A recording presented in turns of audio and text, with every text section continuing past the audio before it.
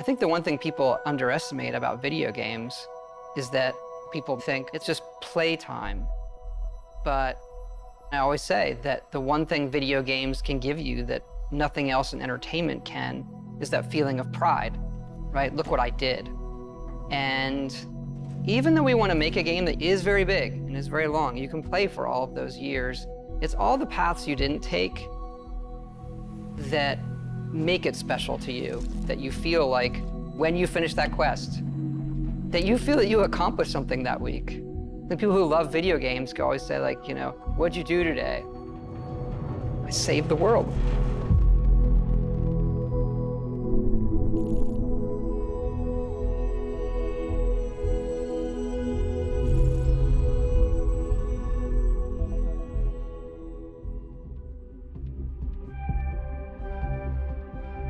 We've been incredibly lucky to work with such a tight group of people for so long. Like, we're all friends. It's like a second family in a way. We all sort of know or get what a Bethesda game is. There's definitely this core group who's been working together for decades and knows how to make a BGS game. And then there's this, new generation of game developers who are coming in and working at BGS who grew up on those games those people made. For some people, those are the games that got them to go into the industry in the first place. And what I love about that is those people come in and they love the worlds too, and they want to stay true to those worlds that they grew up on. And so we're still able to maintain what a BGS game is, but continue to evolve. I think we underestimate how long people are going to play it. You look at Skyrim, we're sitting here 10 years later, and it keeps having this life, and it changes how you want to create something.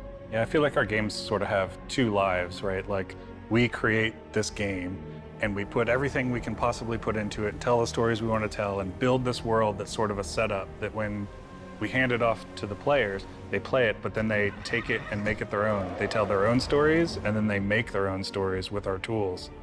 I think it's the hallmark of our games that, you play it and my experience is going to be different than yours. I'm going to come in and tell you a funny story about something that happened to me. You may never have seen that because just a confluence of events. And I think that helps with the longevity and it helps with that feeling of community in a lot of ways. It is a world that you get transported to that you can really make your own. And that's where, for me, the magic is, to do it for 2 decades and close to that for so much of our group. There's a big trust there that we know how we solve certain things together.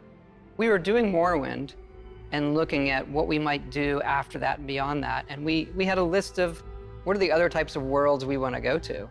And obviously Fallout was at the top of the list, if we could do that, and that, magically, luckily came true for us.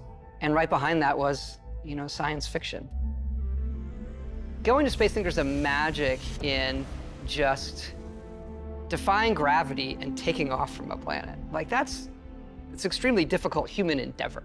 Yeah, a lot of our games are about exploration, and that's sort of like, that's the ultimate exploration, is what's out there, what's past Earth, right? So it's incredibly exciting for us to work on something like that.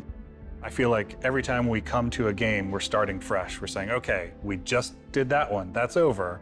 How do we make it better in every way?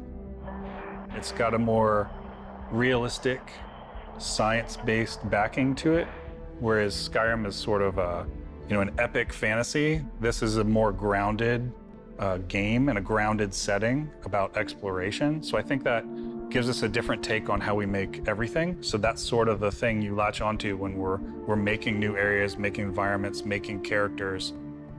The mechanics of the world are entirely different, but there are similarities. And I think those are things we like. Like, we like playing first person. We like having all the coffee cups. We like being able to touch everything. Those moments make the whole thing believable. Being able to watch the sunset and nighttime come and just sit there and watch the world go by seems like it's not gameplay, but it is vital to how you feel through the rest of it. I also think that because it's based in a more realistic atmosphere, is like, you have a lot of people on our team who are super into certain things like robotics or engineering, and they can use this lifetime of knowledge they have gathered and then use it in their work. Everyone comes from, these different areas and brings stuff to the game that can make it in, and it all matters, from the rocks to the clutter to, what the spacesuits look like. It's, based on people's experience and sort of learning about how things work in the world and trying to apply it in a way that's believable for this universe. Yeah, it starts feeling so real to us. Like you're saying, we do all that stuff, but then concepting like everything they eat, or the toys the children play with, or what are their bedtime stories? What is their art? What is their history? What is their entertainment? It is a universe, not just a game. There has to be an emotional trigger that occurs. And I think as time has gone on, we're able to paint an even better picture that triggers that emotional thing. You always have that step out moment into the world, so to say. Technology's changed, we've all changed. So our expectations when loading up a game, like, okay, I'm gonna step out and there's gonna be this moment.